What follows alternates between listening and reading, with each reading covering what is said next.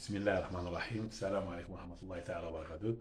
Aujourd'hui, on va travailler un peu les nombres, l'ensemble C, ça veut dire les nombres complexes. Pour bien comprendre cette leçon, il faut varier les exercices parce que c'est très très long et il y a beaucoup de propriétés. Parmi ces propriétés, il y a la propriété suivante, comment écrire sous forme trigonométrique exponentielle i alpha plus exponentielle i bêta. Comment écrire cette somme-là sous forme trigonométrique. On factorise par exponentielle i alpha plus bêta sur 2.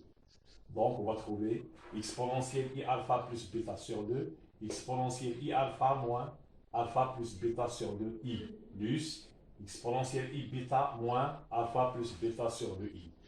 Enfin, après avoir factorisé, on va trouver exponentielle i alpha plus bêta sur 2 multiplié par exponentielle i alpha moins bêta sur 2 plus exponentielle i bêta moins alpha sur 2i.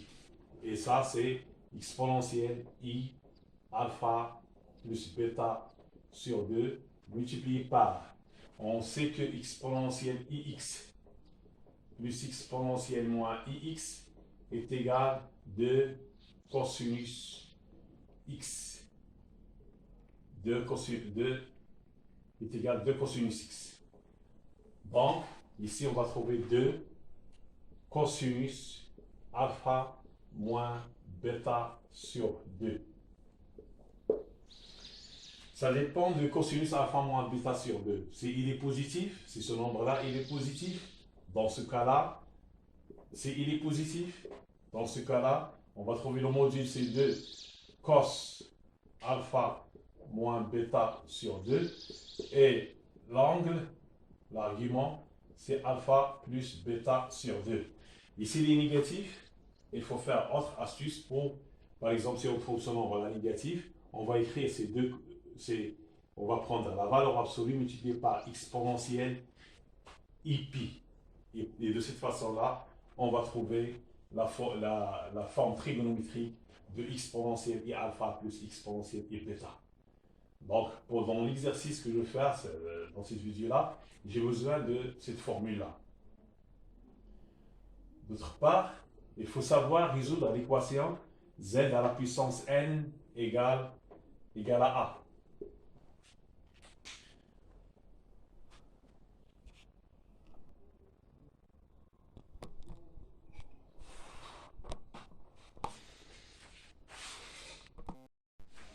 La deuxième chose dans cette vidéo qu'il faut savoir, c'est comment résoudre l'équation z à la puissance n égale à a.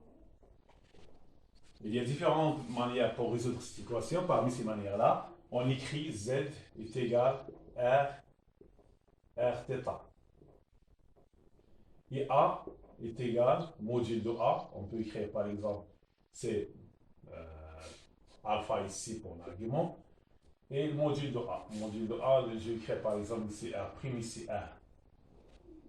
Donc z à la puissance n égale r' à la puissance n, n θ égale à r alpha. Donc, r' à la puissance n égale à r. Et n θ égale alpha modulo de kpi. Donc, r, c'est la racine, r', c'est la racine nnième de r. Et θ est égal à alpha sur n plus 2 kpi sur n. Avec k, il appartient à 0, 1 jusqu'à n-1. Et r', c'est la racine nnième de r.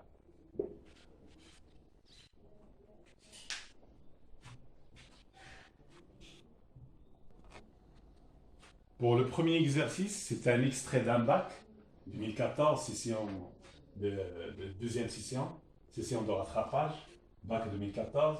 Pour la première question, résoudre z carré plus i est égal à 0. Il y a différentes manières pour résoudre cette équation. Parmi ces manières, on va travailler avec la méthode pour résoudre l'équation z à la puissance n est égal à a. Donc z carré plus i égale à 0. c'est équivalent à z carré est égal à moins i. Donc z au carré est égal moins ici 1, puis là pour module 1, et pour argument moins pi sur 2 module de pi. On pose z est égal à r θ. En posant z est égal à r θ, donc ça c'est équivalent à dire que r au carré est égal à 1 et 2θ est égal à moins pi sur 2 plus 2 k pi. K, il appartient à 0, 1. Donc, r est égal à 1 et θ est égal à moins pi sur 4 plus k pi sur 2. Plus 2, ici il y a un 2. De k pi plus k pi. Donc, les valeurs de k sont pour k est égal à 1, à 0. On va trouver z0 est égal à 1. Et le module et l'argument, c'est moins pi sur 4. Pour k est égal à 1, on va trouver z1 égale module c'est 1. Et l'argument, c'est moins pi sur 4 plus pi. Donc, z1 égale module c'est 1. Et l'argument, c'est 3 pi sur 4. Donc, cette équation, il admet deux solutions. J'ai travaillé avec la méthode pour résoudre z à la puissance n est égal à 1. On peut travailler avec une autre méthode, écrire z est égal à x plus y, et on travaille pour calculer x et calculer y. Alors, pour cette équation-là, on a z1 est égal à son module c1, et son argument, c'est moins pi sur 4. Donc, on trouve l'écriture algébrique de Z1, c'est racine de 2 sur 2, moins racine de 2 sur 2i. Et pour Z2, c'est moins racine de 2 sur 2, plus racine de 2 sur 2i. Pour la deuxième question,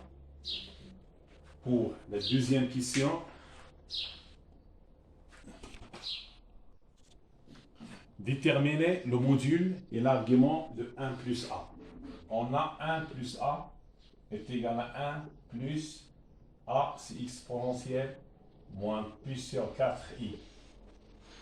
Et 1, c'est exponentielle et 0, plus exponentielle, moins pi sur 4i. On factorise par exponentielle 0, plus moins pi sur 4 sur 2. Ça veut dire qu'on va factoriser par exponentielle moins pi sur 8i. Facteur 2, exponentielle i, pi sur 8, plus exponentielle moins pi sur 4 plus pi sur 8 multiplié par i.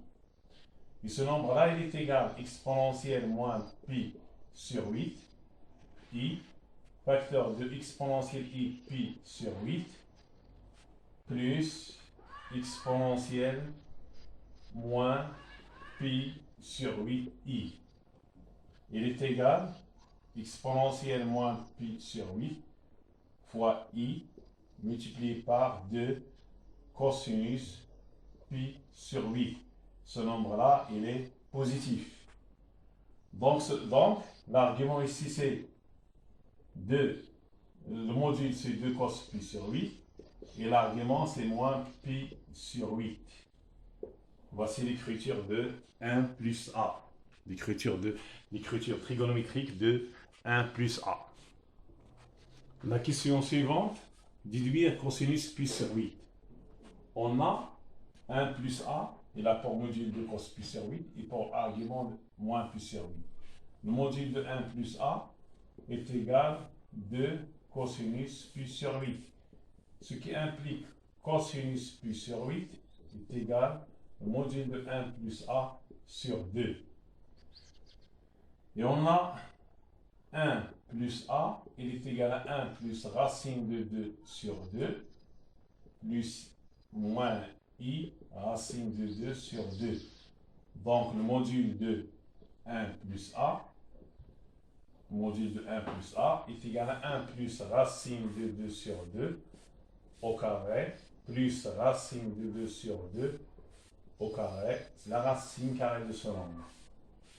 Il est égal à la racine carrée de 1 plus racine de 2 plus 1 plus Ici, c'est 1 plus racine de 2 plus 1 sur 4, c'est 1 sur 2, plus 1 sur 2. Il est égal racine de 1, il est égal racine de 1 plus racine de 2. Donc, le module ici, c'est racine. Donc ici, le module de A, 1 plus 1 sur 2 plus 1 sur 2, plus racine de 2. Donc, le cosinus de pi sur 8 est égal à racine de 2 plus, c'est le module de 1 plus A sur 2. Cosinus pi sur 8, c'est racine de 2 plus racine de 2 sur 2. Donc, d'après cette question-là, on a trouvé cosinus pi sur 8 est égal à racine de 2 plus racine de 2 sur 2. La question suivante, montrer que 1 plus A multiplié par 1 moins A est égal à 1 plus I. On a 1 plus A multiplié par 1 moins A, c'est 1 moins A au carré. Et on sait que A, c'est une solution de l'équation Z carré plus I égale à 0. Ça veut dire que A carré plus I égale à 0. Ça veut dire que A carré est égal à moins I. Donc, si 1 moins I, il est égal à 1 plus I. Déduire la forme trigonométrique de 1 moins I. 1 moins I, il est égal à 1 plus I sur 1 plus A. Et 1 plus I, le module, c'est 1. Et l'argument, c'est pi sur 4. Et 1 plus A, le module, c'est racine de 2 plus racine de 2. Et l'angle, c'est moins pi sur 8. Donc, 1 plus A, il a pour module 1 sur racine de 2 plus racine de 2. Et pour argument, pi sur 4 moins pi sur 8. Et on termine ce calcul-là et on trouve la forme trigonométrique de, l'écriture trigonométrique de 1 moins A. Pi 3 pi sur 8. La dernière question que je vais faire dans cet exercice-là, soit M un point d'affixe Z et prime un point d'affixe Z prime, tel que Z prime plus I égale à 0. Et soit N un point d'affixe Z bar. La question montre que la droite OM prime est perpendiculaire avec la droite ON.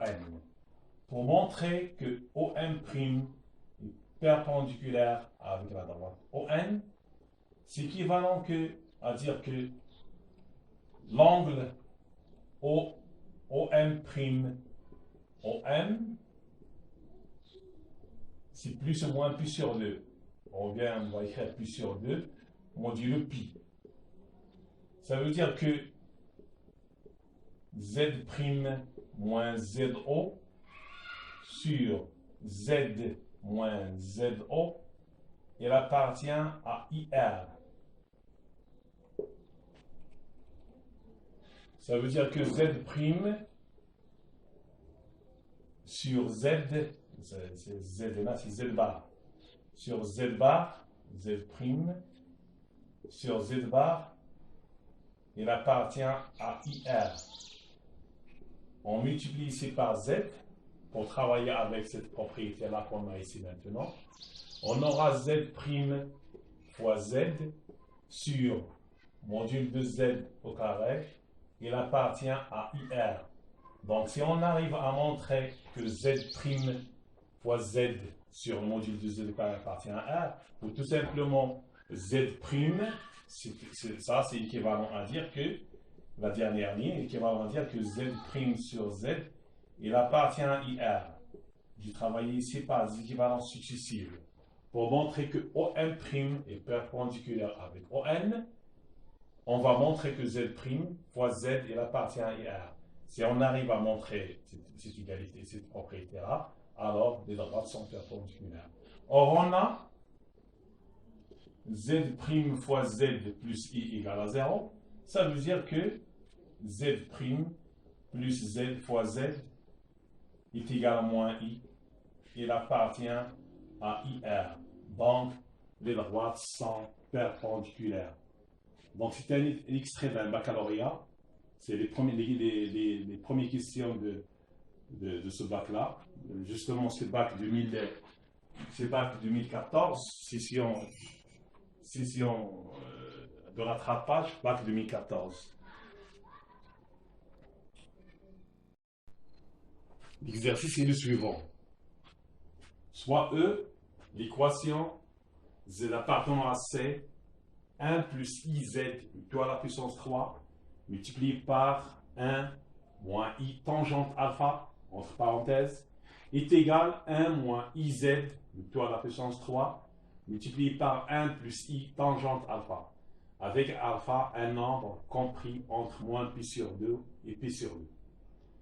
La première question montre que ces z appartenant à l'ensemble des solutions, alors le module de 1 plus iz est égal au module de 1 moins iz. Et on déduire que ces z appartenant à l'ensemble des solutions, alors z appartenant à 1. Pour la première question, on a 1 plus iz, le tout à la puissance 3, est multiplié par 1 moins i tangente alpha est égal à 1 moins iz à la puissance 3 multiplié par 1 plus i tangente alpha. Donc, si on passe au module, parce que là, dans la question, il faut trouver le module de 1 plus iz est égal au module de 1 moins iz. On passe au module. Donc, le module de 1 plus iz à la puissance 3 multiplié par 1 moins i tangente alpha est égal au module de 1 moins iz à la puissance 3 multiplié par 1 plus i tangente alpha. On sait que le module de z fois z' est égal au module de z fois le module de z'. Donc, le module de 1 plus i z à la puissance 3 multiplié par 1 moins i tangente alpha est égal au module de 1 moins iz à la puissance 3 multiplié par 1 plus i tangente alpha, le module de 1 plus i tangente alpha. Donc, le module de 1 plus iz à la puissance 3 multiplié par le module de 1 plus i de 1 moins i tangente alpha, il est égal à la racine de 1 plus. Donc, le module de 1 plus iz à la puissance 3 multiplié par la racine de 1 plus tangente carré alpha est égal le module de 1 moins iz à la puissance 3 multiplié par racine de 1 plus tangente carré alpha. Donc, on peut simplifier par ce nombre-là parce qu'il est différent de 0.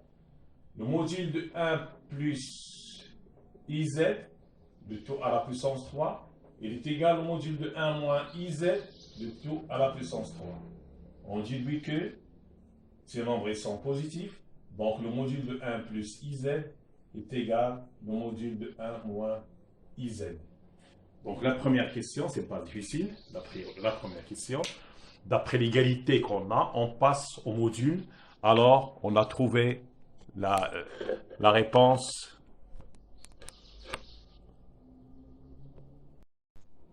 La deuxième question, montrer que si z appartenant à l'ensemble des solutions, si z appartient à l'ensemble des solutions, alors z appartient à R.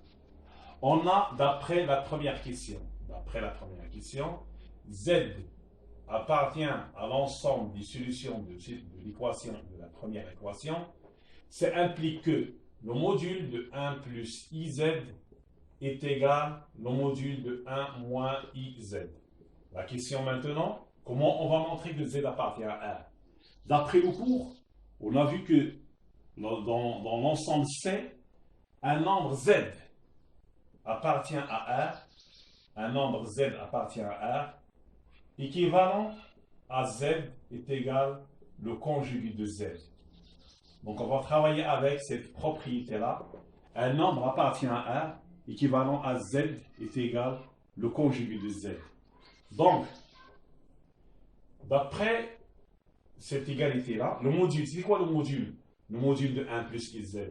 C'est 1 plus IZ multiplié par le conjugué de 1 plus IZ est égal à 1 moins IZ multiplié par le conjugué de 1 moins IZ. Donc, c'est cette idée qui va donner la solution. C'est cette idée-là, travailler avec, la notion du module. Le module de Z, c'est le module de Z. On a vu dans le cours que le module de Z, c'est la racine de Z multipliée par le conjugué de Z. Donc, ces deux nombres, ils ont le même module. Ça veut dire que 1 plus IZ multiplié par le conjugué de 1 plus IZ est égal à 1 moins IZ multiplié par son conjugué. Donc, 1 plus IZ multiplié par 1 moins IZ est égal à 1 moins IZ multiplié par 1 plus IZ. Bah, le conjugué. Ici aussi le conjugué, il y a un conjugué. Le conjugué de ici moins I. Ça implique que 1 moins IZ bar plus IZ. I avec I dans la multiplication, c'est I carré, c'est moins 1. C'est plus Z fois conjugué de Z est égal à 1 plus IZ bar moins IZ plus Z fois le conjugué de Z. Donc, on va simplifier ces nombres-là. Le 1 ici, il y a 1 avec 1. Z avec ce nombre-là, avec ce nombre-là. Moins IZ bar, c'est moins 2I Z bar est égal, est égal moins IZ moins IZ. Ce qui implique que le conjugué de Z est égal à Z.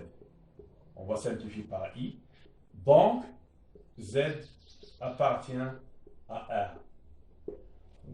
La propriété que vous avez vue dans le cours, un nombre complexe appartient à R si seulement si Z est égal au conjugué de Z.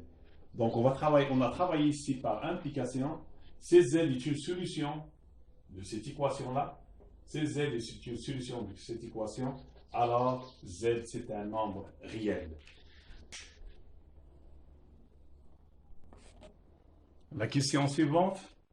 Donnez la forme trigonométrique de 1 plus I tangente alpha sur 1 moins I tangente alpha.